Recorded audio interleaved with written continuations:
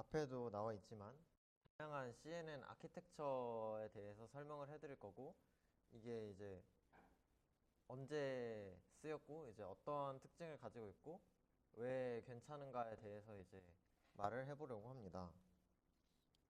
그러기 전에 먼저 이제 저번 시간에 했던 거를 살펴보자면 저번 시간에 했던 것 중에 가장 오랜 시간을 들였던 게 옵티마이저였죠. 그래서 옵티마이저가 이제 처음에 저희는 그레디언트 디센트 방식으로 요거를 하겠다라고 생각을 했었을 때 이제 너무 오래 걸린다는 그런 단점이 있어가지고 데이터셋을 나눠서 이제 미니 배치마다 그레디언트 디센트를 하자 해서 나왔던 게 SGD였고요. 그리고 이제 SGD를 이제 두 가지로 변형을 시킬 건데 그레디언트를 변형을 시킬 거냐, 러닝 레이트를 변형을 시킬 거냐 해서 이제 두 갈래로 나눠줬었는데요. 그래서 그레디언트에 이제 관성이라는 값을 추가해가지고 관성을 넣어서 이제 속도라는 그런 값을 추가했던 게 모멘텀이었고요. 그리고 이제 모멘텀을 적용을 하긴 하는데 모멘텀을 적용할 때 속도를 그레디언트를 이제 속도를 적용하기 이전에서 계산을 하느냐 아니면 속도를 계산한 이후에 이제 적용을 하느냐 이렇게 두 가지로 나눠가지고 네스트로브 Accelerated Gradient라는 NAG도 살펴봤었고 그 다음에 러닝 레이트를 변화시킬 때 그레디언트의 값에 따라서 러닝 레이트를 바꿔보자 라고 처음에 아이디어를 제시해서 나왔던 게 아다그라드였고요. 그 다음에 이제 아다그라드의 문제가 러닝 레이트가 너무 계속 작아지는 방향으로만 무조건 가게 되니까 나중에는 학습이 안 되는 문제가 있어서 그거를 해결하려고 했던 게 이제 처음에는 지수 평균을 도입해서 해결하려고 했던 게 RMS 프롭이었고 세컨드 오더 어프록시메이션으로 해결을 하려고 했던 게 아다 델타였죠. 그리고 이제 이 RMS 프롭과 모멘텀 두 개를 합쳐가지고 두 가지의 장점을 다 가진 게 바로 아담이었고 우리는 이제 아담을 제일 많이 쓴다고 했습니다. 그래서 실제로 여러분들의 모델을 여러분들 여태까지 짜여진 코드를 보시면은 대부분이 아마 아담을 옵티마이저로 쓰고 있으실 것 같아요. 그래서 이제 그거를 요런 이제 그래프를 그리면서 얘기를 했었죠. 그래서 저번에는 모멘텀에서 아담으로 가는 화살표가 빠졌었는데 이번에는 추가를 해봤습니다. 그래서 저번에 이러한 옵티마이저 계보가 나왔고 이제 요새는 또 막 여기서 이렇게 둘이 합쳐서 막 나담도 있다고 그렇게 말씀을 드렸었던 것 같아요. 그리고 이제 그런 옵티마이저에 대해서 말씀을 드렸고 옵티마이저는 이제 본인이 선택하고 옵티마이저에 이제 넣어주는 값도 선택하셔서 하면 될 것 같아요. 그래서 그런 다양한 옵티마이저를 배웠고 두 번째는 이제 레귤러라이제이션 기법 중에 하나인 드롭아웃을 이제 다뤘는데요. 드롭아웃이 이제 모델 앙상블 효과를 낸다고 하기도 했고 또 이제 유명한 속담인 사공이 많으면 배가 산으로 간다라는 말을 적절하게 표현해주는 그런 기법이라고 했었죠. 그래서 이게 제가 2014년이라고 써져 있는 논문을 들고 왔는데 사실 이 논문이 드롭아웃이 이제 본격적으로 쓰이기 시작하게 된 계기가 되는 가장 유명한 논문인데 제가 그때 2014년에 이제 드롭아웃이 등장했다라고 말씀을 드렸었는데 알고 보니까 2012년에 등장을 했었더라고요. 그래서 2012년에 등장한 알렉스 넷에도 드롭아웃이 쓰였다는 거를 어제 알고 조금 저번에 전달드린 것을 정정을 하도록 하겠습니다. 그래서 이제 레귤러라이제이션은 이 드롭아웃을 배움으로써 이제 굉장히 다양한 방법이 있는 거를 이제 살짝 정리를 해드리자면 먼저 바로 앞에 있는 드롭아웃이 레귤러라이제이션의 하나의 방법이 되겠죠. 이제 이 레귤러라이제이션이라는 거는 오버피팅을 방지하기 위해서 적용하는 하나의 기법이었는데, 레귤러라이제이션의 방법에는 드롭 아웃도 있고, 처음에 배웠던 게 바로 L1, L2 레귤러라이제이션이었죠. 이거를 이제 웨이트에 대해서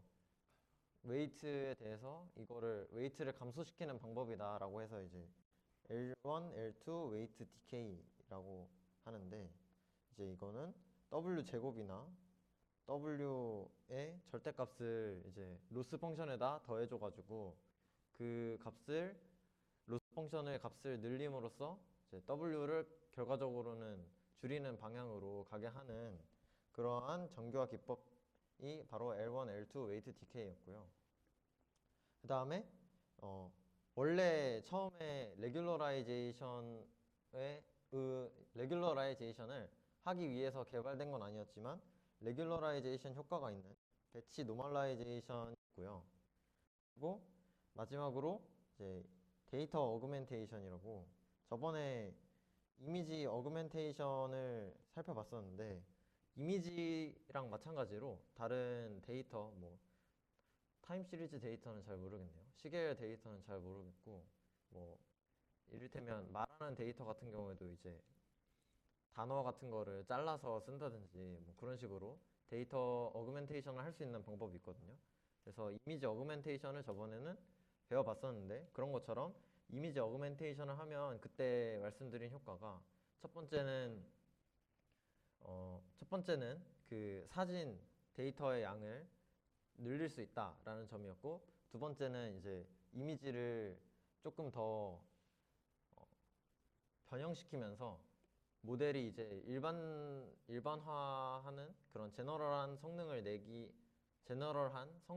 높이는 데 일조를 한다고 했었죠. 그래서 오버피팅을 막아준다고 그때 얘기를 했었는데, 오버피팅을 막는 게 바로 레귤러라이제이션 기법이잖아요. 그래서 데이터 어그멘테이션도 넣어봤습니다. 그래서 이렇게 레귤러라이제이션을 하는 방법을 네 가지를 이제 여태까지 배워왔는데, 여러분이 만약에 모델을 학습을 시키시다가 이런 오버피팅이 일어나면 이런 네 가지 방법 중에 하나를 고려해 보시는 게 좋을 것 같습니다. 그렇고요. 그래서 오늘 할 거는 CNN 아키텍처, 약간 역사적으로 유명한 아키텍처들을 배우려고 합니다. 잘 안 나오네요. 역사적으로 유명한 아키텍처를 배우려고 하는데, 이거 여기 오타가 났는데 맨 마지막에 레스넷 하고 B가 아니라 B가 없습니다. 맨 마지막에 레스넷 B가 아니라 레스넷입니다.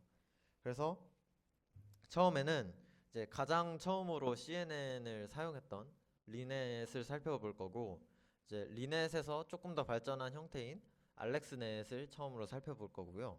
그 다음에 VGG넷과 구글넷 그리고 레스넷을 살펴보고 CNN 아키텍처를 마치도록 할 것입니다. 이제 그러기 전에 이제 이러한 이 CNN 아키텍처의 흐름이 IRS, VRC 요게 맞죠?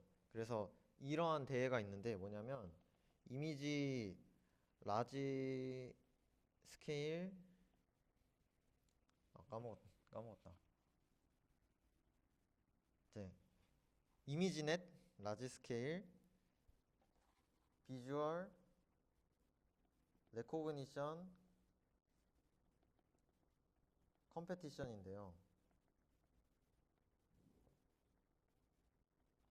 이제 요게 뭐를 뜻하는 거냐면, 이미지넷의 데이터를 가지고 이제 방대한 데이터를 가지고 물체 비주얼 레코그니션을 컴피티션 하는 건데, 요러한 대회가 이제 2010년도부터 열렸었거든요. 그래서 2010년도부터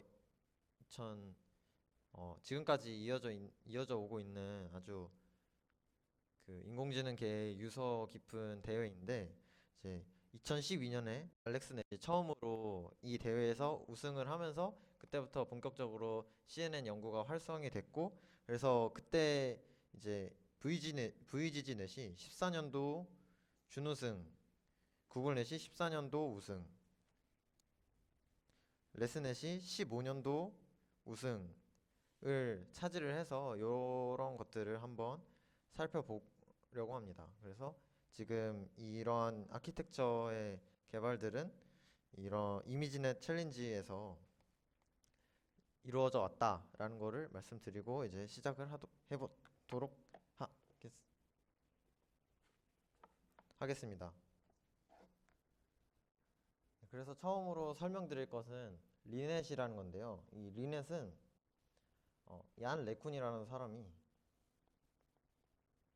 이제 이분이 저번에 또 제가 또 잘못된 정보를 드린 게 제프리 힌튼이라는 그 딥러닝의 대가 분이 CNN을 개발했다라고 말씀을 드렸는데 알고 보니까 제프리 힌튼이 개발한 게 아니라 제프리 힌튼 밑에서 이제 일하던 제프리 힌튼이라는 교수님의 이제 지도를 받고 있던 얀 레쿤이라는 분이 CNN이라는 것을 개발해냈다고 이제 알려져 있더라고요.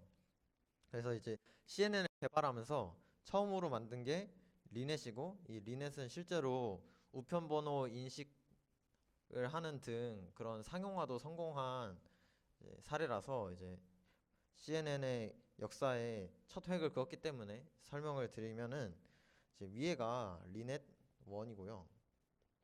밑에가 이제 리넷 5인데 이제 위에를 보시면은 굉장히 익숙한 인풋 사이즈를 보실 수가 있습니다.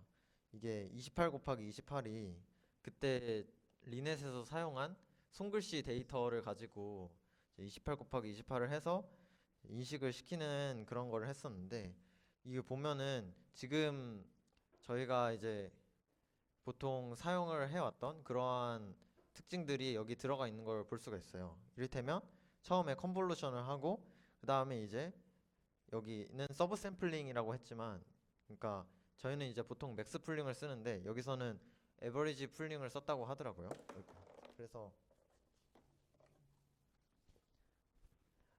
이렇게 컨볼루션을 하고 풀링을 하고 다시 컨볼루션을 하고 풀링을 하고 요거를 이제 풀리 커넥티드로 만들어서 이제 아웃풋으로 내보낸다라는 기본적인 아이디어가 바로 이 리넷에서 나온 건데요.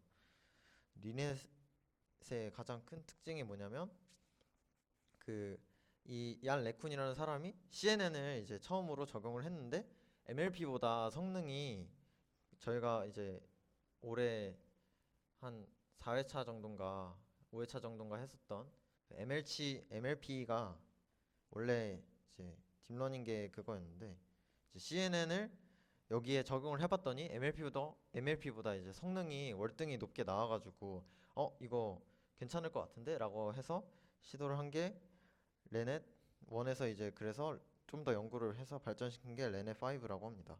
그래서 레넷 5를 보시면은 굉장히 저희가 처음에 했던 모델 구조랑 굉장히 비슷하죠. 컨볼루션하고 풀링하고 컨볼루션하고 풀링하고 그다음에 풀리 커넥티드 몇 단을 쌓고 마지막에 이제 아웃풋으로 10개를 내보내는 게 저희가 아는 그 구조랑 굉장히 비슷한데 여기에서 특징이 있다면 이 리넷 5만의 특징이 있다면 이제 리넷 5를 보시면 이게 무려 1998년도에 발표가 된 논문이거든요. 1998년도면 사실 제가 태어나기도 전이긴 한데 이거를 보시면은 이제 여기에서 가장 중요한 게 이 C3 단이 가장 이제 그 중요한 가장 이제 특이점을 보이는 파트거든요. 이 S2에서 C3로 가는 이 파트가 이제 6채널 6개 14 곱하기 14의 채널 6개에서 16채널에 10 곱하기 10을 갈 때 이제 이 필터를 원래는 요새는 이제 이렇게 하잖아요. 그러니까 14 곱하기 14 곱하기 채널 6인 이러한 필터를 이게 필터고 이러한 필터를 16개를 사용을 하는 게 이제 요새는 일반적인데 이때는 어떻게 했었냐면 여기서 여기를 연결을 할 때 지금 보시는 바와 같이 이제 컨볼루션을 이렇게 했어요. 14 곱하기 14래. 이제 요거는 필터 사이즈 뭐 F라고 합시다. F 곱하기 6 해가지고 요걸 이제 한 번 필터 하나로 이제 다 한 다음에 하나의 피처 맵으로 연결하고 이런 식으로 하는 게 일반적이었는데 이제 여기서 처음 소개된 방식은 요거를 이제 이 X가 뭐냐면 X가 이제 필터를 어느 부분에다 어느 채널에다 적용을 시킬까 하거든요. 그래서 이게 필터의 넘버고 요게 채널인데 채널이 지금 0부터 5까지 6개가 있는데 그 6개에다가 채널을 전부 다 필터를 이제 전부 다 적용시키는 게 아니라 첫 번째 필터는 3개의 채널만 이제 그 뭐지? CNN을 컨볼루션을 하고 이제 1번은 이제 그 다음 3개, 2번은 그 다음 3개 이런 식으로 0번부터 5번까지는 5 곱하기 5 곱하기 3 필터를 썼다고 하고요. 6번부터 9번까지는 또 5 곱하기 5 곱하기 4를 이제 연속적인 채널 4개를 갖다가 컨볼루션을 했었고 그리고 10번부터 14번까지는 11번까지 했네요. 11번까지 했고 12번부터 14번까지는 불연속적인 채널 4개를 골라가지고 이제 여태까지는 연속된 채널 4개였다면 12번부터 14번은 불연속적인 채널 4개를 가지고 5 곱하기 5 곱하기 4 필터를 사용해서 컨볼루션을 했고 마지막 15번은 5 곱하기 5 곱하기 6 우리가 알고 있는 그 필터를 사용해서 컨볼루션을 진행을 했다고 합니다. 이러한 특이점이 이제 바로 이 렌의 5의 특징인데 요거는 이제 그 아까도 말했듯이 MLP보다 성능이 월등히 좋아져가지고 실제로 우편번호를 인식하는 등에 쓰이는 등 상용화를 이제 성공을 했다고 했죠.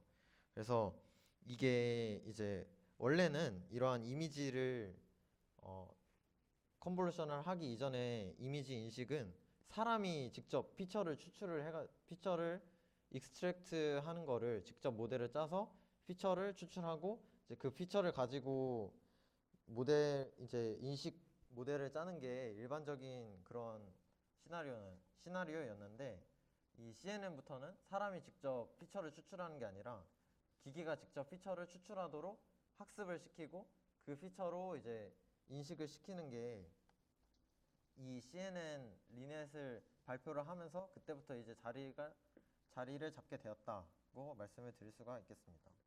그래서 리넷이 이제 CNN의 그런 기반을 다진 그런 논문인데요. 그래서 실제로 예전 모델에서는 할 수 없었던 이제 숫자의 변형이나 노이즈를 넣거나 이제 요런 삶 같은 거 있잖아요. 이거를 보시면은 그 그림자로 이렇게 그림자로 이렇게 그려주는 요거를 CNN 모델을 이용해서 리넷은 처음으로 이런 특징적인 일반 사람이 피처를 추출해서 하기에는 너무 힘들었던 그런 거를 이 리넷이 성공시키면서 CNN에 대해서 사람들이 관심을 가지기 시작하게 됩니다. 그래서 이게 바로 이제 이미지넷 챌린지를 보여드린 건데요. 이제 이미지넷은 다양한 분야가 있습니다. 이 이미지넷 챌린지는 이제 저희가 알고 있는 클래시피케이션도 있지만 뭐 로컬라이제이션은 뭐냐면 이제 이미지가 이렇게 있으면 여기에 뭐 개가 있고 개 여기에 뭐 차가 있어요. 그러면 이제 이런 거를 클래시피케이션을 하는 게 아니라 로컬라이제이션은 요거를 물체를 어디 있는지 인식을 해서 바운딩 박스라는 걸 칩니다. 이렇게 바운딩 박스를 쳐서 이 빨간색은 이제 이 빨간색에 대해서 라벨을 붙이는 거죠.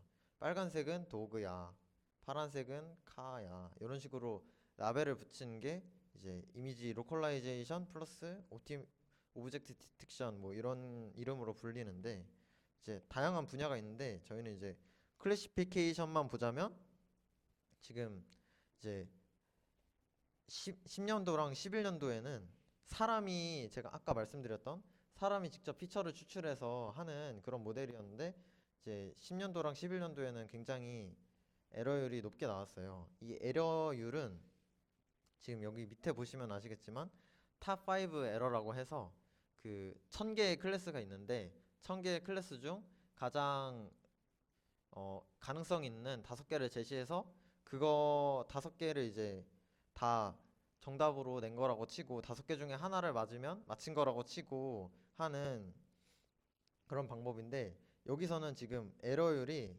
25.8, 28.2 이런 식으로 굉장히 높아요. 이제 1000개 중에 5개 고르는 거니까 사실 요거는 사람이 하면 거의 막 에러율이 막 뭐 2%, 3% 막 그 정도도 안 나올 것 같은 수치긴 한데 이제 10년도랑 11년도를 보면 에러율이 굉장히 높은 걸 알 수가 있죠. 그래서 이 정도면 근데 이때 당시에는 사람이 직접 피처를 추출하는 그런 방식에는 이제 25.8%도 굉장히 잘한 거였거든요. 여기서 이제 0.1% 내린다 이런 것도 굉장히 힘든 그런 거였는데 갑자기 12년도에 알렉스 넷이 등장을 해버립니다. 그리고 이전과 에러율 차이가 10%나 나버려요. 그래서 사람들은 이걸 보고 아 진짜 미쳤다. 어떻게 10%나 줄이지? 해가지고 이제 알렉스넷을 관찰을 했더니 바로 그 알렉스넷이 CNN을 이용한 모델이었던 거죠. 그때부터 이제 CNN에 대한 그런 연구가 급속도로 진행이 됐고 그래서 지금 CNN을 처음으로 이용한 알렉스넷에서 이제 몇 년 더 지났는데 에러율이 10% 밑으로 떨어지고 지금 이 15년도에 발표된 레스넷이라는 거는 3.57%까지 떨어진 걸 볼 수가 있습니다. 이제 레스넷을 개발한 분은 사람의 오차율이 5%라고 하면서 자기가 이 레스넷이 사람의 그 에러율을 넘었다 이런 식으로 얘기를 했는데 저 솔직히 1000개 사진 중에서 탑 5개 골라가지고 에러 매기는 건데 사람이 5%라는 건 솔직히 말이 안 된다고 생각하긴 하지만 이제 자기가 그렇다는데 어쩌겠어요. 아무튼 그래가지고 레스넷이 굉장히 발전을 했고 그리고 이 레이어도 보시면은 알렉스넷은 8개의 레이어를 사용을 했어요. 근데 이 8개의 레이어가 이제 그 필터를 그 웨이트를 업데이트하는 레이어들만 생거거든요. 그래서 그게 이제 컨볼루션 몇 개, 그리고 풀리 커넥티드 몇 개 이렇게 해가지고 8개의 레이어를 총 사용을 했는데 지금 레스넷을 보시면 갑자기 152개의 레이어를 사용을 했죠. 그래서 이렇게 깊은 레이어를 사용을 해서 엄청나게 좋은 결과를 낸 레스넷에 대해서 이따가 맨 마지막에 소개를 해드리도록 하겠습니다. 그래서 먼저 알렉스넷을 보자면 이제 알렉스넷은 굉장히 구조가 조금 특이하게 생겼어요. 일반적인 우리가 알고 있는 그런 CNN 모델과는 조금 다르게 생겼는데 요거는 지금 보시면은 이제 위아래로 이제 두 개가 나뉘어져 있는 거를 볼 수가 있는데 이게 왜 이렇게 돼 있냐면 GPU 두 개를 사용을 하려고 GPU 그때 이 알렉스넷 팀이 썼던 게 이제 알렉스넷 팀이 캐나다의 토론토 대학교 팀이었는데 대학에서 이제 지원을 뭐 빠방하게 안 해줬었나 봐요. 그래서 GPU를 GTX 580을 썼는데 이 GTX 580을 가지고 하나에다가 다 올리기 위한 무리가 있어서 요거를 두 개를 가지고 두 개로 나눠 가지고 쓰느라 이런 식으로 분리를 해가지고 모델을 만들었다고 하는데요. 그래서 이 GTX 580을 이용해서 처음으로 이제 GPU를 이용해가지고 CNN 모델을 만들었고 그리고 아까도 말씀드렸지만 급격한 이제 성능 상승을 보였었죠. 그래서 이 알렉스넷의 특징이 있다면 이제 알렉스넷의 구조는 대강 이런데 인풋이 들어오면 처음에 11 곱하기 11 사이즈의 필터로 컨볼루션을 해주고 그다음에 이 초록색 노멀라이즈 레이어가 들어있는데요. 이제 어떤 방식이냐면 로컬 리스폰스 노멀라이제이션이라고 하는데 현재는 이제 거의 사용되지 않고 있는 레이어라서 요거에 대한 설명은 넘어가도록 하겠고요. 이런 노멀라이제이션을 적용한 다음에 이제 풀링, 맥스 풀링을 해주고, 그리고 컨볼루션 5 곱하기 5짜리 컨볼루션을 해주고, 다음에 다시 풀링을 하고 3 곱하기 3 컨볼루션을 3번 진행해주고, 마지막으로 풀링한 다음에 4096개의 유닛을 가진 풀리 커넥티드 레이어를 사용해서 한 다음에 마지막에 이제 1000개의 풀리 커넥티드 레이어로 아웃풋을 내보내고 이제 소프트맥스로 확률을 계산해 줬다 라는 게 이제 알렉스넷의 기본적인 구조인데, 이제 아까도 보셨지만 GPU 두 개를 나눠 가지고 사용을 했기 때문에 굉장히 특이한 구조를 가지고 있고요. 이 알렉스넷이 처음으로 이제 렐로를 사용해서 성능을 굉장히 높인 그런 모델입니다. 아까 리넷은 시그모이드랑 하이퍼볼릭 탄젠트를 썼었는데, 알렉스넷에서 처음으로 렐로를 사용했고 굉장히 효과가 좋다는 게 입증이 되면서 많은 사람들이 이제 너도 나도 렐로를 쓰게 됐죠. 그리고 이제 알렉스넷이 이 CNN 모델의 근간이 된다고 하는 이유가 뭐냐면, 저희가 요새 만드는 CNN에 들어가는 그러한 기초 같은 거를 알렉스넷이 이제 다 잡아준 건데, 이제 렐루를 사용한 것도 그렇고, 이제 컨볼루션, 풀링, 컨볼루션 뭐 이런 식의 구조에서 여기 컨볼루션과 풀링 사이에 노멀라이즈 레이어를 사용한 거라든지, 그리고 이제 알렉스넷이 처음으로 이제 드롭아웃을 적용을 시켰던 거, 드롭아웃이 이제 0.5 확률로 드롭아웃을 시켰다고 하고요.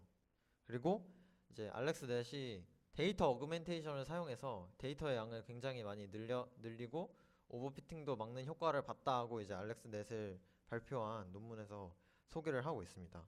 그래서 데이터 어그멘테이션, 드롭아웃, 노멀라이제이션, 렐루 이런 특징을 봐서 이제 CNN 모델의 근간이 된다라고 얘기를 드리는 거고요. 그 알렉스넷이 사용한 옵티마이저는 SGD에 모멘텀을 더하는데, 이제 모멘텀의 그 개수가 0.9를 사용을 했다고 전해지고요.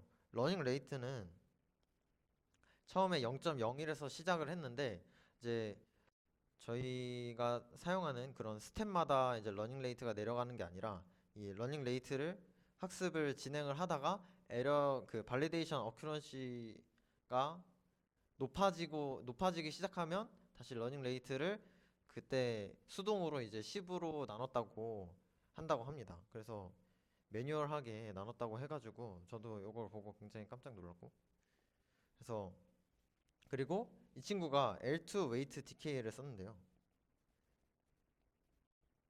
이제 요거는 컨볼루셔널 레이어가 아니라 풀리 커넥티드 레이어에만 적용을 시킨 건데, L2 웨이트 DK로 이제 개수는 0.0005를 사용을 했다고 합니다. 그래서 이제 오버피팅을 막기 위해서 굉장히 고민한 흔적이 이제 여러 가지 보이죠. 드롭아웃을 사용했고, 데이터 어그멘테이션도 사용했고, L2 웨이트 DK도 사용했고, 그리고 러닝 레이트 DK도 사용했고, 이런 다양한 방식을 통해서 오버피팅을 막으면서 알렉스넷이 2012년에 이미지넷 클래시피케이션을 우승을 하게 됩니다. 근데 이제 2014년도 거는 제가 따로 소개를 안 하는데, 이제 요거는 JF넷이라고 하거든요.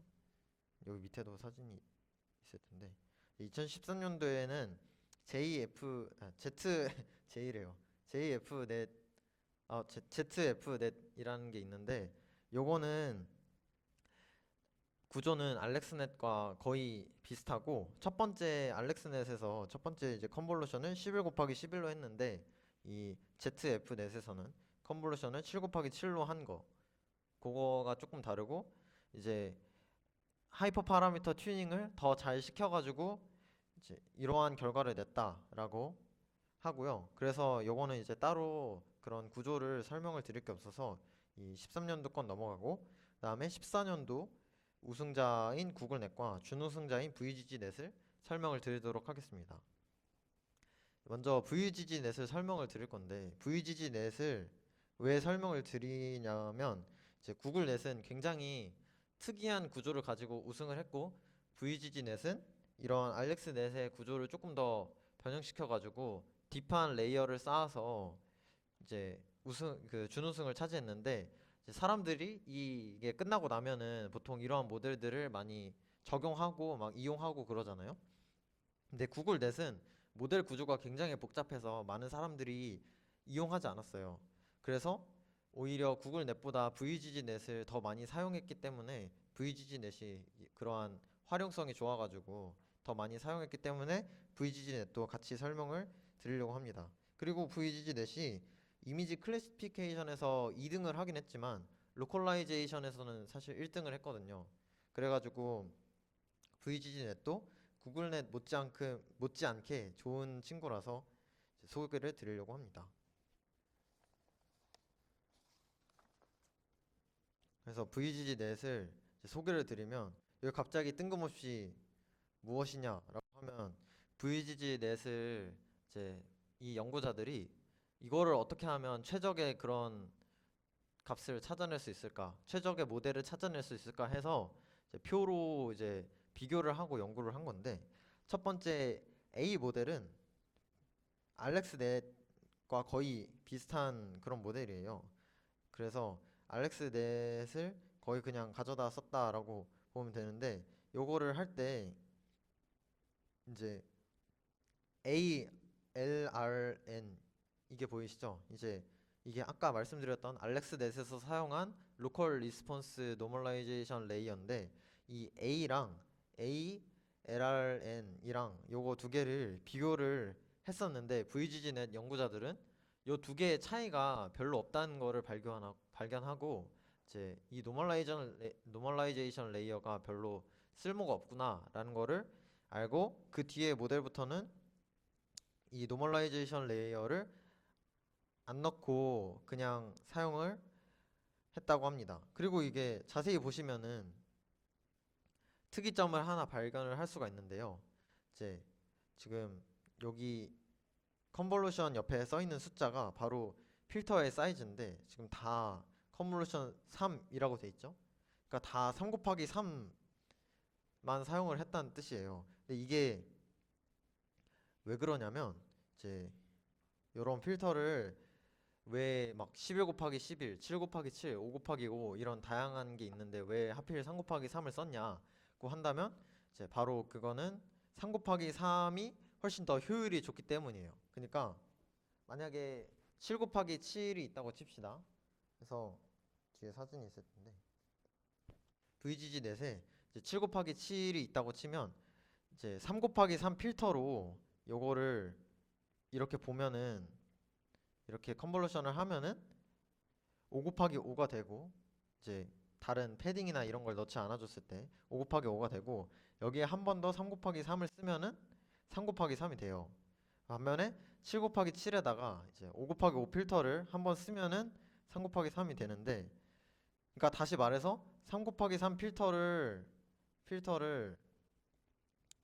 두 번 쓰면 5 곱하기 5 필터를 쓴 거랑 같은 효과를 얻을 수 있다는 거죠. 그래서 이제 보시면 요게 요런 그림이 이제 자주 등장을 하는데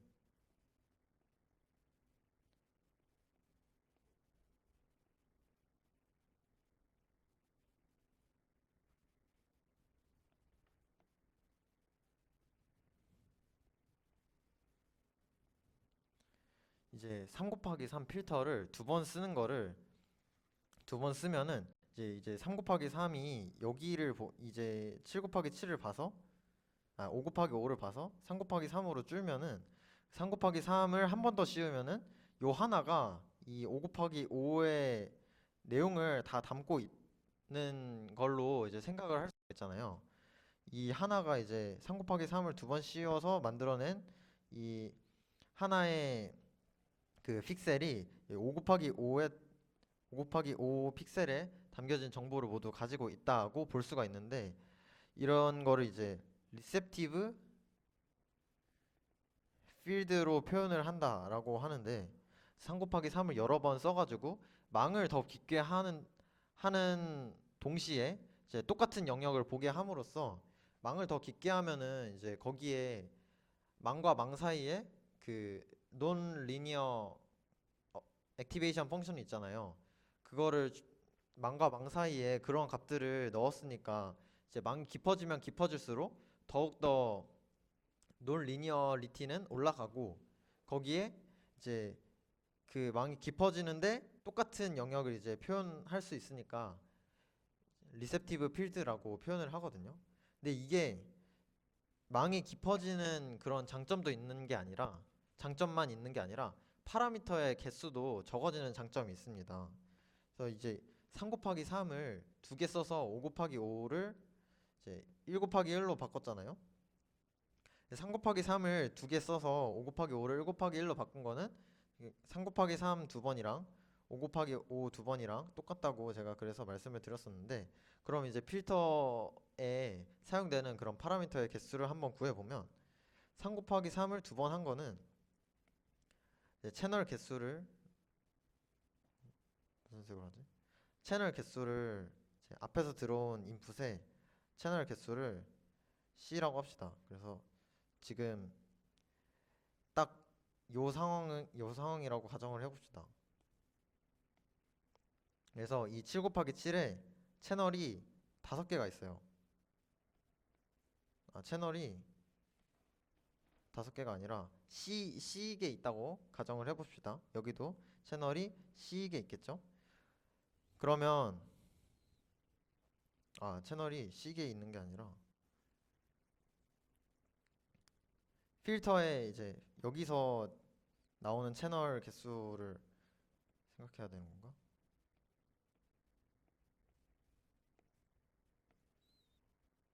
그냥 7 곱하기 7 하나라고 생각을 해봅시다. 그러면 이제 여기서는 3 곱하기 3을 필터를 두 번 쓴 거니까 3 곱하기 3 이 필터가 두 개니까 곱하기 2 이렇게 되는데, 여기서는 5 곱하기 5 하나잖아요.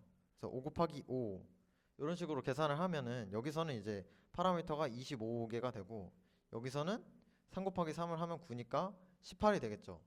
파라미터의 개수가 차이가 나는데 이제 요거를 지금은 3 곱하기 3이랑 5 곱하기 5를 비교했는데 아까 알렉스넷에서는 11 곱하기 11을 썼다고 했잖아요. 11 곱하기 11을 계산을 하면 121이에요. 근데 이제 이거를 11 곱하기 11을 한 번 한 게 3 곱하기 3을 4번 한 거랑 같으니까 3 곱하기 3 곱하기 4라고 하면 요거는 36이 되죠. 그래서 이제 파라미터의 개수가 엄청나게 줄어드는 그런 효과를 받으면서 동시에 이제 그 이전에 썼던 큰 필터가 그 보는 영역은 그대로 유지하고 거기에 동시에 망이 깊어지면서 더욱더 논 리니어리티는 추가하고, 그래서 비선형적인 문제를 더욱더 잘 풀 수 있게 하는 그런 아이디어가 이제 VGGNet의 기본적인 아이디어인데요. 그래서 VGGNet은 여기 끝에 보시면은 16 레이어랑 19 레이어 요 두 개가 있는데 이 두 개의 성능 차이가 사실 그렇게 크진 않아요. 근데 이 두 개가 이제 가장 성능이 좋아가지고 이 두 개를 많이 사용을 해가지고 VGG 16이라고 하고 19개 레이어는 VGGNet 19라고 하는데요. 이제 제가 어제 이거를 만들다가 16개 별거 아닐 줄 알고 했는데 꽤 많더라고요. 그래서 19를 만들다가 포기를 했습니다. 19는 여기에 컨볼루션 레이어가 하나씩 더 들어가요. 그래서 이 VG는 16의 그런 기본적인 구조를 보시면 인풋을 들어갔을 때 컨볼루션 3 곱하기 3을 두 번 하고 여기선 3 곱하기 3을 또 두 번 하고 여기서 3 곱하기 3 3번, 3번, 3번 이렇게 하는데, 이렇게 되면 제가 아까 말씀드린 것처럼 3 곱하기 3 두 번은 이제 5 곱하기 5랑 똑같은 효과가 난다고 말씀을 드렸었잖아요. 그래서 얘는 이제 사실 5 곱하기 5를 쓰는 거랑 똑같은 영역을 보는 것이고 얘는 7 곱하기 7을 쓰는 거랑 똑같은 영역을 보는 게 되겠죠. 그래서 이렇게 이 컨볼루션 레이어를 다 3 곱하기 3으로 바꿔서 망을 더 깊게 만들었더니 굉장히 성능이 좋게 나와가지고 요걸로 이제 이 14년도에 준우승을 하고 파라미터의 개수도 이제 열심히 줄이고, 하지만 이렇게 파라미터의 개수를 열심히 줄여도 알렉스넷보다 파라미터가 3배가 더 쓰였다고 합니다. 망이 워낙 깊어져 가지고. 파라미터를 최대한 줄일 수 있을 만큼 줄이고, 그래서 이제 여러 개의 모델로 실험을 해서 16과 19를 VGNet 16과 19가 가장 효율이 좋다라는 것을 밝혀냈다고 합니다. 다만 이제 이 16 VGNet에 이제 이런 방식으로 굉장히 활용성은 좋을 수 있지만 메모리를 굉장히 많이 먹기 때문에 이제 돌릴 때 메모리에 대해서 조금 주의를 하셔야 하겠습니다. 그래서 VGNet에 대한 설명은 여기까지 하도록 하고요. 그 다음이 이제 1등을 했던 구글넷인데, 이 구글넷의 구조는 굉장히 복잡합니다. 이제 요것만 보시면 아시겠지만 이제 굉장히 복잡한데, 크게 나누면 어떻게 나눌 수 있냐면, 요 앞단을 이제 일반적인 모델, 일반적인 CNN 모델과 비슷한 컨볼루션 풀링 하는 그런 구조로 볼 수가 있고, 여기 여기 중간이 이제 인셉션 모델이라는 구글에서 개발한 특수한 모델을 사용을 한 부분이고, 이제 마지막이 아웃풋을 내는 그런 부분인데, 특이점이 있다면 여기 아웃풋 부분에 그 풀리 커넥티드 레이어가 없습니다. 그러니까 풀리 커넥티드 해서 이 1000개로 펴주는, 요게 알렉스 넷이 보시면은 풀리 커넥티드 4096개의 유닛을 쓴 거, 그 다음에 1000개로 이제 펴줘가지고 아웃풋을 내는 그런 단이 있는데, 이 마지막 풀리 커넥티드인 1000개로 펴주는 작업은 해야 되지만, 여기 중간에 있는 이 풀리 커넥티드 4096개 두 개가 있잖아요. 사실 이 부분이 CNN 모델에서 가장 많은 파라미터를 잡아먹거든요. 이 컨볼루션 모델은 사실 파라미터의 개수가 그렇게 엄청나게 많지 않은데, 이 풀리 커넥티드, 사실 이 풀리 커넥티드 두 개의 사이만 하더라도 4096개 곱하기 4096개잖아요. 그러면은 이제 이게 2의 12승이니까 2의 24승이 되는 건데, 굉장히 많은 수의 파라미터가 이 풀리 커넥티드에 낭비되고 있다는 거를 이제 구글 내 개발진들이 알아냈고, 그거를 이제 막기 위해서 마지막 단에는 풀리 커넥티드를 없애기로 했습니다. 이렇게 된 게 이제 최종 아웃풋이고, 근데 여기 중간에 보시면은 조금 이상한 게 껴있는 거를 보실 수가 있어요. 요거는 이제 부가적인 그 클래시파이어라고 하는데, 여기 맨 마지막에 소프트맥스가 들어있거든요.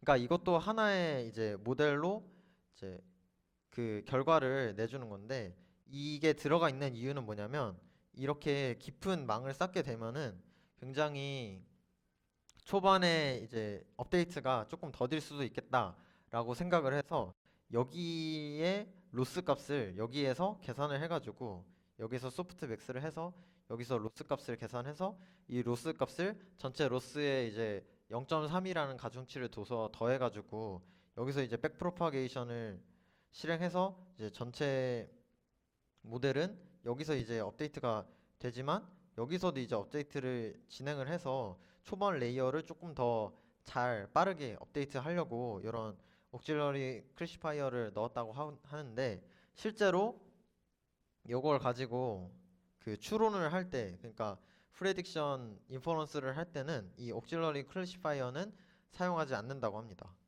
그래서 구글 넷의 구조에 대해서 잠깐 살펴봤는데, 이제 이 인셉션 모델에 대해서 설명을 하기 전에 앞서서 네트워크인 네트워크라는 개념을 소개를 하려고 해요. 이게 이제 구글넷이 여기에서 영감을 받아서 만들어졌다고 하는데, 요거는 뭐냐면 이제 컨볼루션 레이어를 할 때 컨볼루션 레이어에서 MLP를 넣어가지고 조금 더 논 리니어리티를 높이자라는 게 이제 여기에서의 그 아이디어였는데, 이제 이거를 컨볼루셔널 네트워크에 MLP를 넣는 거를 이 사람들이 이제 처음 생각을 했는데, 요거가 이제 이 MLP를 넣는 게 하나의 그 클래시파이어를 넣는 거잖아요. 근데 이제 구글넷에서 생각한 아이디어는 뭐냐면, 여기에 1 곱하기 1 컨볼루션 레이어를 요 자리에다 사용하면 LMP랑 똑같은 효과를 얻을 수 있다라는 거를 이 사람들이 알아내고, 심지어 이 1 곱하기 1 컨볼루셔널 레이어를 사용하면 이 채널의 수를 줄일 수가 있다라는 거를 이 사람들이 생각을 해냈어요. 그래서 이게 왜 그런 거냐면, 1 곱하기 1 컨볼루셔널 레이어가 지금 뭐 한 7 곱하기 7 곱하기 채널 개수가 16이라고 합시다. 이게 채널 개수. 그러면 요거는 채널이 많을, 이 채널이 굉장히 많을 때 1 곱하기 1 곱하기 16이라는 필터를 사용을 하는데, 이 필터의 개수가 만약에 5개면 요거의 7 곱하기 7이라는 사이즈는 그대로 유지하되 채널의 개수가 5개라서 7 곱하기 7 곱하기 5가 되는 거예요. 그래서 이게 여기서 이런 식으로 컨볼루션을 해가지고 이렇게 채널을 깊어졌을 때 1 곱하기 1짜리 컨볼루셔널 레이어를 사용해서 채널을 줄일 수가 있다라는 거를 이 사람들이 발견을 하고 요거를 인셉션 모델에 적용을 시키게 됩니다. 그래서 구글넷의 그 기본 구조인 인셉션 모델을 보면 이 사람들이 처음에는 이러한 스팔스한 모델을 구상을 했는데, 이 스팔스한 모델을 구상을 한 이유는 드롭아웃에서 영감을 받아서 이렇게 스파스하게 만들면은 굉장히 효율이 좋겠다라고 생각을 했는데, 이제 컨볼루셔널 레이어에서 이런 식으로 하면 문제점이 하나가 있어요. 뭐냐면 이제 계산을 할 때 채널 개수가 굉장히 기하급수적으로 늘어난다는 게, 채널 개수가 뭐 굉장히 많이 늘어난다는 게 이 초반 네이브 버전의 문제점이었는데요. 자, 한번 살펴보자면 여기서 구글넷이 이제 하려고 하는 거는 뭐 28 곱하기 필터 개수가 5개, 뭐 채널 개수가 5개라고 칩시다. 그러면 여기서 하고자 하는 거는 여기서 컨볼루션 하고 여기서 컨볼루션 하고 이 컨볼루션 3개랑 맥스 풀링을 해서 이 4개를 이제 합치겠다, 스택을 쌓겠다라는 게 이제 구글넷의 아이디어였거든요. 그래서 이제 인풋의 예시로 28 곱하기 256이 들어왔다고 칩시다. 채널 개수가 256개인. 그러면 컨볼루션 레이어 1 곱하기 1이 128개가 있다 치고, 3 곱하기 3이 192개가 있다 치고, 5 곱하기 5가 96개, 그리고 3 곱하기 3 맥스 풀링을 한다고 했을 때 이제 여기서 하고자 하는 거는 결국 이 컨볼루션을 지나서 모두 다 쌓는 거잖아요. 그렇게 쌓기 위해서는 아웃풋의 그 사이즈가 다 똑같아야겠죠? 그래서 이 아웃풋의 사이즈를 다 28 곱하기 28, 그러니까 원본 사이즈 그대로 유지하는 거를 그 바탕으로 한다고 했을 때 1 곱하기 이제 패딩을 추가시킨다든지 아니면 스트라이드를 바꾼다든지 해가지고 원본의 사이즈를 그대로 유지시킨다고 했을 때 1 곱하기 1 컨볼루션을 통과하면 28 곱하기 28 곱하기 128개, 이 필터 수가 128개니까 128이 되겠죠? 3 곱하기 3을 추가하면, 통과하면 28 곱하기 28 곱하기 192개, 요거를 통과하면 28 곱하기 28 곱하기 96개, 요거를 통과하면 이제 원래는 14 곱하기 14 곱하기 256이 돼야 되나, 여기서 아까 말씀드린 대로 채널 사이즈가 똑같아야 이거를 합칠 수가 있기 때문에 풀링으로서는 굉장히 획기적인 건 이전에 아무도 시도하지 않았던 방법인데 패딩을 추가해서 맥스 풀링을 했어요. 그래서 이제 아웃풋 사이즈도 28 곱하기 28로 고정을 시켰고, 맥스 풀링은 이제 채널의 개수를 줄이지 않으니까 28 곱하기 28 곱하기 256이 됩니다. 그렇게 되면 이 채널의 수를 다 더해보면 672라는 숫자가 나오거든요. 근데 이렇게 되면은 문제점이 뭐냐면 계속 채널의 개수가 늘어날 수밖에 없다는 거예요. 왜냐하면 맥스 풀링 레이어는 채널의 개수를 항상 그대로 일정하게 유지를 시켜주잖아요. 왜냐하면 이제 따로 그런 필터 그런 게 없으니까 채널의 개수가 항상 일정하게 유지가 되는데, 그러면 항상 채널의 개수는 늘어나는 방향으로밖에 갈 수가 없다라는 말이죠.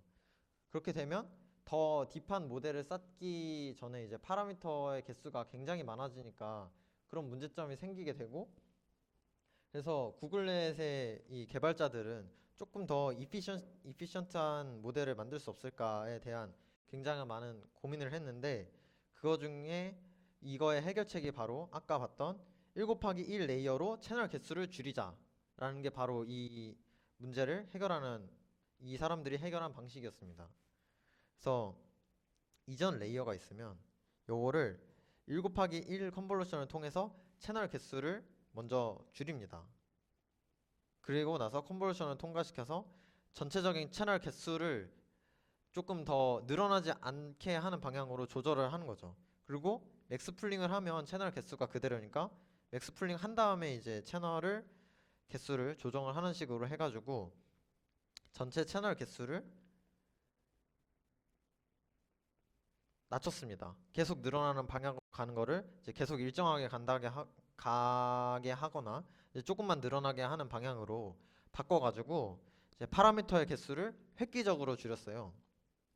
그래서 파라미터의 개수가 680만 개라고 하는데, 이게 알렉스넷보다 12배 적은 개수라고 구글넷이 이제 구글에서 그런 자랑을 하고 있습니다. 근데 이제 구글넷이 아까도 말씀드렸지만 굉장히 복잡한 구조 때문에 사람들이 사용을 많이 안 했고 VGG넷을 사용을 많이 했다고 했잖아요. VGG넷의 파라미터의 개수는 알렉스넷의 3배라고 하는데, 그럼 파라미터의 개수가 요거의 12배 곱하기 3배니까 굉장히 많겠죠? 그래서 구글넷의 그 개발자가 이 파라미터의 개수가 자기보다 36배나 높은 VGG넷을 사람들이 더 많이 쓰는 걸 보고 화가 나서 이제 구글넷을 조금 더 발전시킨 모델이 있는데, 그게 바로 인셉션이라는 모델입니다. 인셉션 버전 2, 3, 4입니다. 이게 이 구글넷이 인셉션 버전 1이고 이제 버전 2, 3, 4를 내면서 조금 더 쉬운 구조로 바꾸고 하는 등 굉장히 단순하게 가려고 노력을 했고 조금 더 성능을 높이는데 이제 일조를 했다고 볼 수가 있겠습니다. 그래서 이제 14년도까지 이제 구글넷과 VGG넷의 싸움까지 보면서 14년도까지 봤는데, 이 14년도까지는 레이어가 그래도 구글넷이 굉장히 많이 쌓은 게 22개의 레이어였으니까 굉장히 레이어가 많지 않았는데, 갑자기 레스넷에서 레이어를 152개나 때려버리면서 우승을 했어요. 근데 이 VGG넷을 만든 사람들도 알고 있었겠죠. 이거를 19개를 자기가 19개나 쌓아봤으니까 여기서 이제 더 쌓아본다거나 했을 것 같기도 하고 한데, 이제 VGG넷은 아까도 말씀드렸지만 파라미터의 개수가 굉장히 많잖아요. 레이어가 깊어지면 깊어질수록 파라미터의 개수도 그만큼 많아지는 거고, 또 깊어지면 깊어질수록 이런 문제가 생긴다는 것도 이 레슨의 개발자들이 발견을 하게 됩니다. 레슨의 개발자들이 언급을 한 게 VGG넷을 이제 알렉스넷에서 레이어를 더 쌓은 건데, 이제 VGG넷의 개발자들이 해봤을진 모르겠지만 VGG넷에다가 레이어를 더 쌓아보면 어떻게 될까라고 생각을 했을 때 이제 트레이닝 에러와 테스트 에러를 비교를 할 때 레이어를 20개 쌓은 게 56개를 쌓은 것보다 성능이 월등히 좋은 거를 보실 수가 있어요. 근데 지금 테스트 에러도 굉장히 비슷한 느낌으로 가고 있기 때문에 이게 오버피팅은 아닐 것 같다라고 이 개발자들이 생각을 했거든요. 그러면 뭐가 문제일까 생각을 했을 때 이 레스넷 개발자들은 아, 이거는 옵티마이제이션의 문제일 것 같다. 레이어가 깊으면 깊을수록 그레디언트 베니싱 문제도 굉장히 심해지고, 이제 아까 말씀드린 대로 파라미터의 개수도 굉장히 많아지기 때문에 학습을 시켜야 되는 파라미터의 개수가 많은 거잖아요. 그렇게 되면 학습할 때 소모되는 비용이 들고 결국 효율적으로 학습을 시키지 못하기 때문에 이런 옵티마이제이션 방법이 문제가 있을 것 같다라는 가설을 세웠습니다. 그리고 나서 개발한 게 뭐냐면 바로 이 레시듀얼 러닝이라는 방식인데요. 이제 굉장히 복잡해 보이지만 사실은 간단합니다. 간단한 게 뭐냐면 이제 이전의 레이어들은 이런 식으로 계산을 했어요. 그러니까 인풋이 x가 들어오면 웨이트 레이어를 거치고 이게 뭐 fully connected 레이어일 수도 있고 CNN일 수도 있겠죠. 이런 웨이트를 거치고 렐로 펑션을 취해주고 웨이트를 거치고 이제 렐로 펑션을 취해주고 hx라는 최종 결과를 얻게 되는데 이 목표는 hx를 최적의 값으로 찾아내는 게 바로 이 레이어들의 목표잖아요. 근데 레스넷은 이 hx가 아니라 이 모델이 hx-x를 구하도록 한다면 어떨까라는 생각을 했어요. 그래서 hx-x의 값이 구해진다는 거는 다시 말해서 hx가 이제 x랑 똑같은 값을 가지게 구하려고 한다는 거고, 요거를 이제 fx라고 했을 때 이 fx라고 했을 때 이 fx가 0이 되는 방향으로 학습을 시키겠다라고 생각을 한 거죠. 그래서 이 식을 조금 변형시키면 hx는 fx 플러스 x가 되잖아요.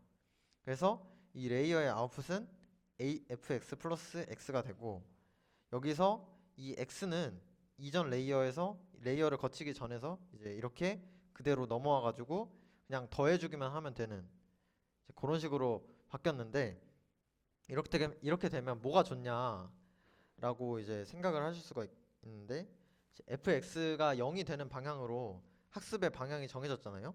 사실 예전에는 hx를 구하고 나서 그 다음에 이제 로스 펑션을 구하고, 아 이제 로스가 좀 크니까 어떻게 웨이트를 바꿔봐야겠다 이런 식으로 생각을 했다면, 이제는 로스 펑션을 뒤에서 구하지 않더라도 이제 앞에서 미리 알 수가 있게 되는 거죠. 이 fx를 0으로 줄이는 게 가장 효과적인 방법이라는 걸 앞에서 미리 알 수 있게 되니까, 그런 방법에서 이제 학습의 그런 옵티마이제이션이 추가가 된 거고, 그리고 fx가 이제 0이 되도록 하게 하려면은 이 x랑 똑같은 값을 결국 아웃풋으로 내뱉어야 되잖아요. 네, 예, 그렇게 되는데, 그렇게 되면 이제 x에 대해서 굉장히 더 자세하게 고민을 해가지고 x가 조금이라도 변하면 그거에 대해서 굉장히 민감하게 반응을 해가지고 알아차릴 수가 있다고 하더라고요. 그래서 이 x의 자그마한 변화, 그러니까 x의 나머지 레지듀얼, 그래서 레지듀얼이라는 이름이 붙은 건데, x의 나머지를 학습하게 된다라는 뜻에서 레스넷이라고 붙여지게 됐다고 합니다.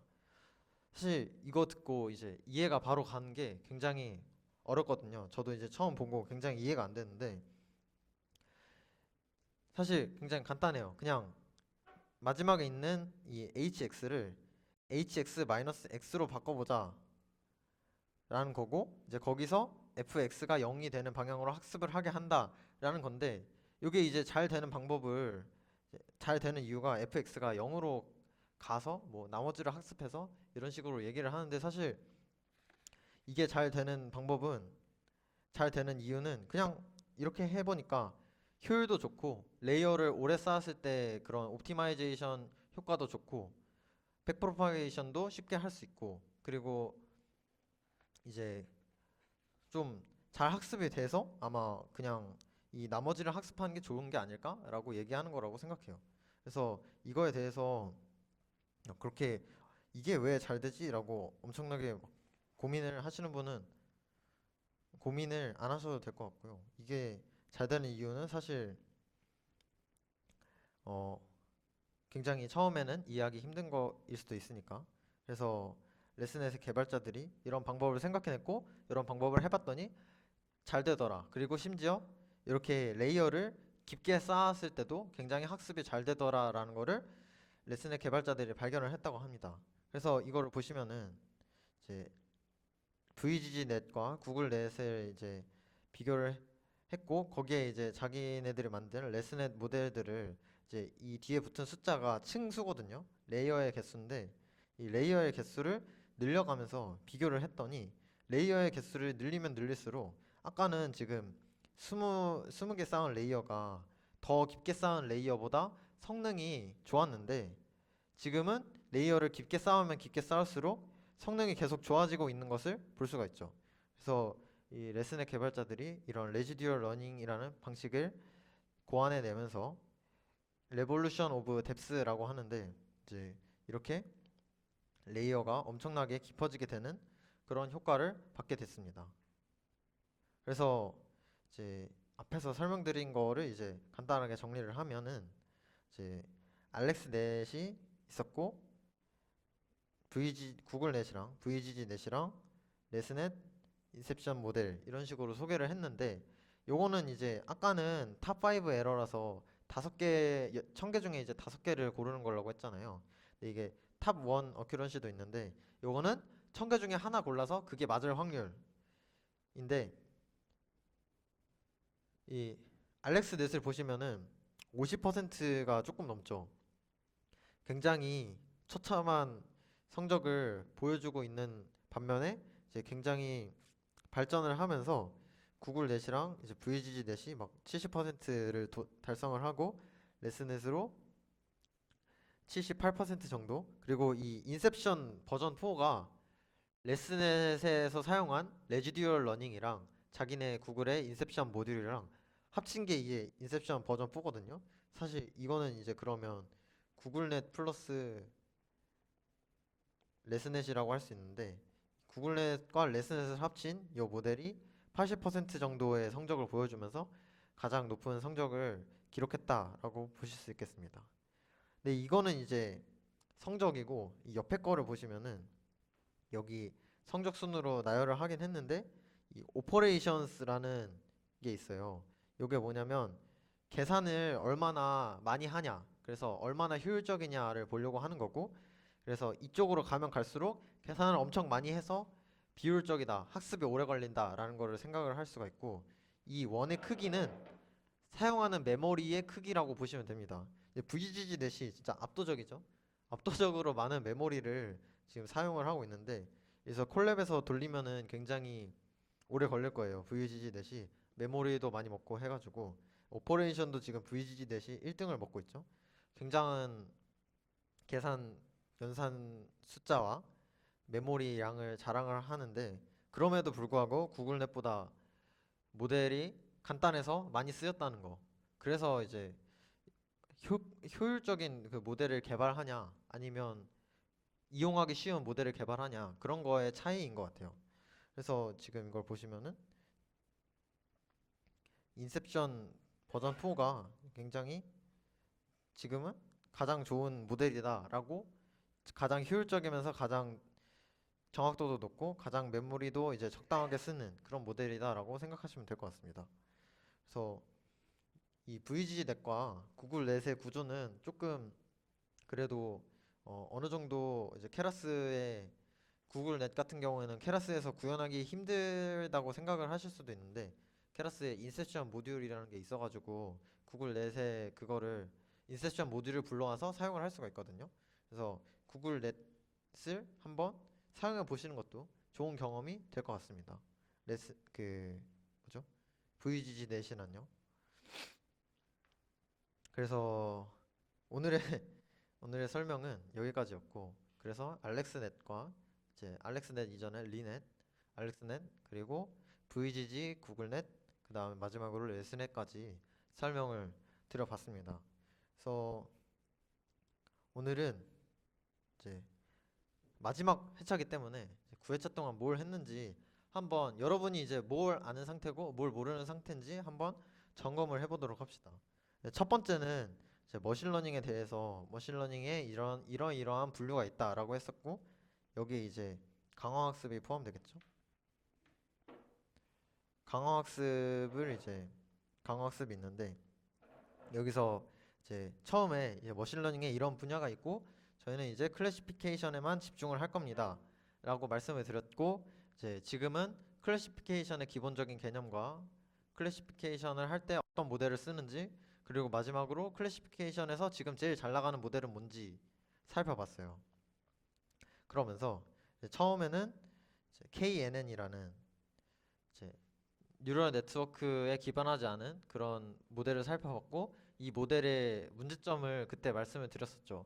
픽셀이 조금만 엇나가면 이 모델은 같은 이미지라고 생각을 안 한다고 했었었는데 이제 KNN의 그런 문제점을 살펴보면서 우리는 좀 더 효율적으로 계산을 해야 된다 하면서 리니어 클래시파이어를 처음에 배웠었죠. 그래서 2회차 때 이런 리니어 클래시파이어의 기본적인 개념을 배웠었고 막 스코어 펑션도 얘기했었고 그리고 요 다음에는 MLP랑 CNN을 배웠었죠. 그래서 이 사이에 사실 리니어 클래시파이어를 조금 오래 해가지고 여기에서 이제 백프로파게이션이라는 개념도 소개하고 이제 다양한 이제 로스를 어떻게 업데이트하는지 로스를 어떻게 계산하는지 그런 것도 배웠었고 그 다음에 MLP랑 CNN으로 넘어갔었죠. 그래서 MLP는 어떻게 구성이 되고 MLP가 이미지 클래시피케이션에서 왜 안 좋은가? 공간상의 정보를 다 담아낼 수가 없기 때문에 별로 그렇게 좋은 성능을 내지 못한다라는 걸 알아서 이제 그 CNN을 배웠었고요. 그다음에 CNN을 배우고 나서 이제 기본적인 모델의 구조는 익혔으니까 어떻게 하면 모델을 더 좋게 학습시킬 수 있을까 해서 액티베이션 펑션들의 다양한 구조를 배웠고 여러분은 이제 액티베이션 펑션을 여러 개 이제 적용을 해볼 수가 있겠죠. 케라스에 있는 액티베이션 펑션 렐루가 아니라 뭐 ELU를 사용한다든지 그런 식으로 다양한 액티베이션 펑션들을 사용해 보실 수 이제 실험해 보실 수 있을 거고 이제 웨이트 이니셜라이제이션은 어떻게 지금 돼 있는지 그런 것도 배웠었던 것 같아요. 그리고 이제 그 다음에는 데이터 노멀라이제이션을 왜 하고 이제 어떻게 하는지 이제 요거 이 식 기억나시나요? 맥스에서 민을 뺀 거 아니면 여기에서 이제 평균 빼고 스탠다드 디베이션으로 나눠준 거 이런 식으로 이제 노멀라이제이션을 하고 이제 배치 노멀라이제이션이라는 기법이 어떤 배경으로 탄생을 했는지 그리고 그걸 쓰면은 효과가 좋다라는 거를 알게 돼서 이제 여러분들 몇 명은 이제 모델에 배치 노멀라이제이션을 넣어 보셨을 거라고 생각을 하고요. 이제 하이퍼 파라미터 서치의 방법에 대해서도 설명을 드렸었고 이미지 어그멘테이션에 대해서도 설명하면서 레귤러라이제이션의 하나의 방법으로 이제 설명을 드렸었죠. 그래서 이런 것도 해봤었고 저번에는 이미지 어그멘테이션을 직접 해보기도 했었어요. 그리고 이제 바로 저번 회차에는 옵티마이제이션 방법으로 옵티마이저가 뭐뭐가 있는지 어떻게 발전해 왔는지 그리고 드롭아웃이라는 기법이 있다.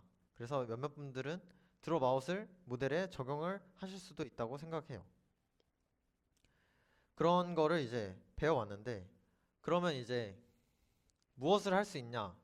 라는 질문을 하실 수 있다고 생각해요. 그래서 제가 이런 걸 배우고 나서 이제 이 제목이 비전 처리 홀로서기니까 여러분들의 다음 진로가 어떻게 될지 한번 생각을 해보고 이제 몇 개를 가져와 봤는데 이제 저희가 여기서 이 클래시피케이션은 거의 마스터를 했잖아요.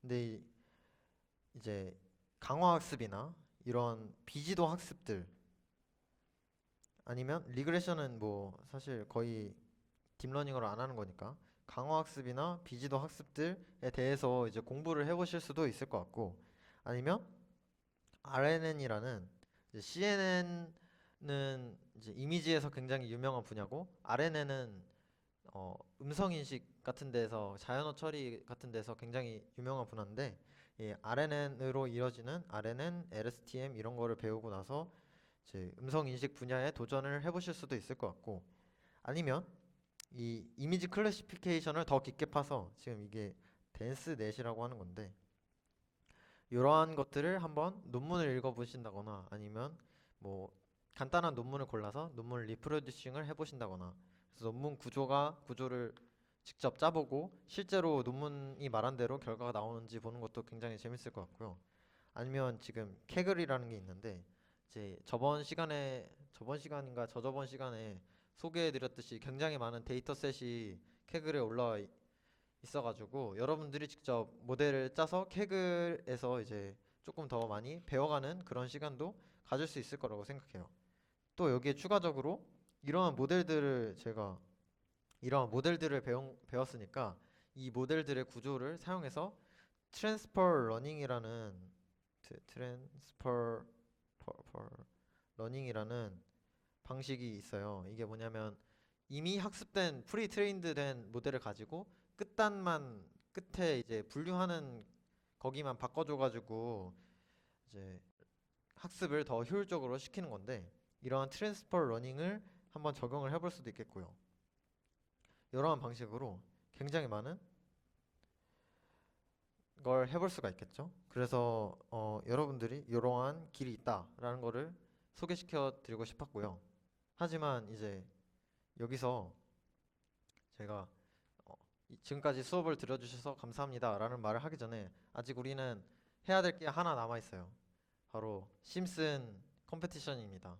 그 심슨 컴페티션을 오늘 이제 마무리하고 9회차 동안의 여정을 끝내기 전에 10분의 쉬는 시간을 가지고 심슨 데이터셋으로 돌아오겠습니다. 감사합니다.